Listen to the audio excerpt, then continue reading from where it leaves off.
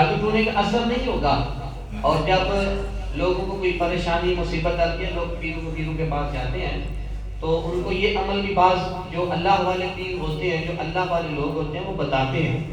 تو پھر اس وقت گھروں میں اذانیں پڑھی جاتی ہیں، یار وہ وقت ہی کیوں آنے دیتے ہو، وہ نوبت ہی کیوں آنے دیتے ہو کہ آسیب کا سایہ ہو جائے، بے برکتی ہو جائے؟ تم روزانہ کیوں نہیں پڑھتے؟ تم روزانہ کیوں نہیں رب کا ذکر کرتے؟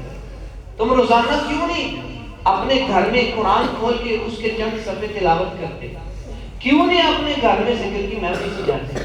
کیوں نہیں اپنے گھر میں کسی کونے میں بیٹھ کے اپنے بچوں کے ساتھ رب کا ذکر کرتے؟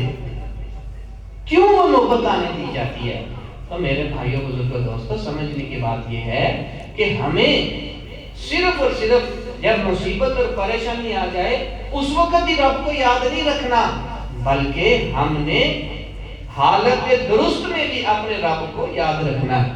جب کوئی مصیبت نہیں آئی پھر بھی رب کو یاد رکھنا ہے، جب مصیبت آ گئی پھر تو رب نے یاد آ ہی جانا ہے، پھر تو مجبوراً رب کا نام لے ہی لینا ہے۔ کمال تو یہ ہے کہ جب انسان تندرستی کی حالت میں بھی اپنے رب کو یاد کرے، تندرستی کی حالت میں بھی اپنے رب کے سامنے اپنے آپ کو پیش کر دے۔ جب ہم بیمار ہوتے ہیں پھر تو اللہ کے سامنے گڑ گڑانا ہے، اور کس کے سامنے گڑ گڑانا ہے؟ کمال تو یہ ہے، بات تو یہ ہے کہ ہم تندرستی کی حالت میں بھی اپنے رب کو یاد کریں۔ میرے بھائیوں بزرگوں دوستوں، نبی کریم صلی اللہ علیہ وآلہ وسلم نے اپنے پیارے پیارے صحابہ کو ایک حکم ارشاد فرمایا ہے۔ حضرت ابو درداء رضی اللہ تعالی عنہ اس حدیث پاک کے راوی ہیں، آپ فرماتے ہیں حضور نبی محتشم سرور کائنات فخر موجودات صلی اللہ علیہ وسلم نے ارشاد فرمایا، اے میرے صحابہ، کیا میں تمہیں وہ عمل نہ بتاؤں جو سب سے بہترین ہو، جو سب سے بہترین ہو، جو تمہارے مالک کے نزدیک سب سے محبوب ہو، جو تمہارے درجات کی بلندیوں کا باعث بن جائے، جو تمہارے لیے سونا چاندی راہ خدا میں خرچ کرنے سے بھی زیادہ محبوب ہو؟ دیکھو نبی کریم صلی اللہ علیہ وسلم نے اپنے صحابہ کو کیسے متوجہ کیا۔ پھر سنیے، نبی کریم علیہ السلام نے ارشاد فرمایا، اے میرے صحابہ، کیا میں تمہیں بہترین عمل نہ بتاؤں جو تمہارے مالک کے نزدیک پاکیزہ ترین ہو، تمہارے درجات کی بلندیوں کا باعث ہو، تمہارے لیے سونا چاندی راہ خدا میں خرچ کرنے سے افضل ہو، بلکہ میدان جنگ میں دشمنوں کی گردنیں کاٹنے سے اور شہید ہونے سے بھی زیادہ بہتر ہو؟ یا رسول اللہ بتائیے اتنی فضیلت والا عمل کون سا ہے؟ نبی کریم علیہ السلام نے ارشاد فرمایا، وہ عمل اللہ کا ذکر کرنا ہے، وہ اللہ کا ذکر کرنا ہے، اپنی زبان پہ رب کا نام لانا ہے۔ جب کوئی شخص اپنے رب کا نام اپنی زبان پہ لے آتا ہے تو وہ اللہ کا ذکر ان ساری چیزوں سے بہتر ہو جاتا ہے۔ حضور نبی کریم صلی اللہ علیہ وسلم کا فرمان ذیشان ہے، ذکر الہی ایمان کا علم ہے، ذکر الہی ایمان کا علم ہے۔ ایک علم وہ ہے، لیکن اللہ کا ذکر کرنا یہ نشانی ہے۔ علم کا مطلب ہوتا ہے نشانی، جھنڈا، علامت۔ فرمایا ذکر الہی، اللہ کا ذکر کرنا یہ ایمان کی علامت ہے۔ یہ کیا ہے؟ ایمان کی علامت ہے اور منافقت سے بیزاری ہے۔ جو شخص اللہ کا ذکر کرتا ہے وہ ایمان والا ہے، وہ منافق نہیں ہے۔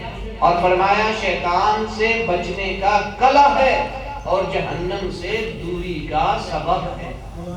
یہ رب کے ذکر میں اتنی چاشنی ہے۔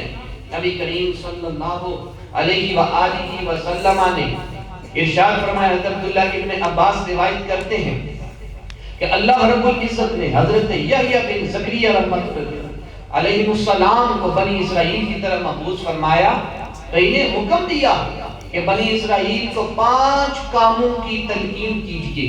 نمبر 1 کہ وہ شرک نہ کریں، نمبر 2 وہ نماز ادا کریں، نمبر 3 وہ روزے رکھیں، نمبر 4 وہ صدقہ کریں، نمبر 5 ذکر الہی میں ہر وقت اپنی زبان کو تازہ رکھیں۔ رب کا ذکر جہاں پر بے شمار رحمتوں کا نزول ہے، بے شمار اللہ کی طرف سے برکتوں کے نزول کا باعث ہے، وہاں پر حضرت انسان کی ایمان والے ہونے کی علامت ہے اور منافقت سے بیزاری کا اظہار ہے۔ اس لیے میرے بھائیوں، بزرگوں، دوستوں، اپنے اپنے اعمال میں اپنے رب کا ذکر شامل کرو۔ نبی کریم علیہ السلام کی آخری حدیث پاک آج کے اس خطبہ کی سماعت فرمائیے۔ حضور نبی کریم صلی اللہ علیہ وآلہ وسلم کے بہت بڑے پیارے عاشق رسول حضرت ابراہیم نخعی رحمت اللہ تعالی علیہ فرماتے ہیں، جب کوئی آدمی اپنے گھر میں داخل ہوتے وقت اپنے گھر والوں کو سلام کرتا ہے تو شیطان کہتا ہے میرے لیے یہاں تو ٹھہرنے کے لیے کوئی جگہ ہی نہیں باقی بچی۔ جب کھانا کھانے کے لیے وہ شخص دسترخوان پہ بیٹھتا ہے، اللہ کا ذکر کرتا ہے بسم اللہ الرحمن الرحیم، تو شیطان کہتا ہے ہائے افسوس، آج تو میں بھوکا رہ جاؤں گا۔ جب وہ پانی پینے لگتا ہے تو انسان کہتا ہے بسم اللہ، اللہ کا نام لیتا ہے، شیطان تڑپتا ہے کہ آج میں پیاسا رہ جاؤں گا، آج میں بھوکا بھی رہ گیا، پیاسا بھی رہ گیا، رہنے کے لیے جگہ بھی نہ ملی۔ فرمایا وہ شیطان اس گھر سے ذلیل ہو کے باہر نکل جاتا ہے۔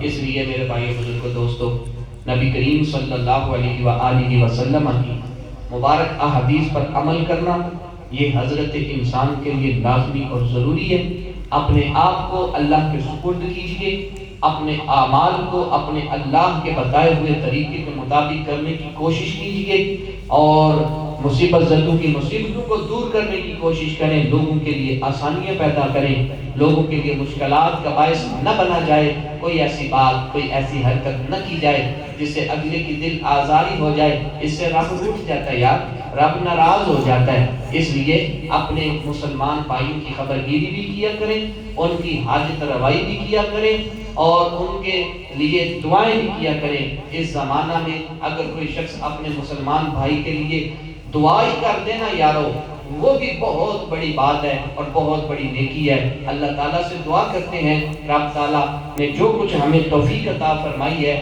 کہنے کی، سننے کی، رب تعالیٰ اس پہ عمل کی بھی توفیق مرحمت فرمائے۔ وآخر دعوانا ان الحمدللہ۔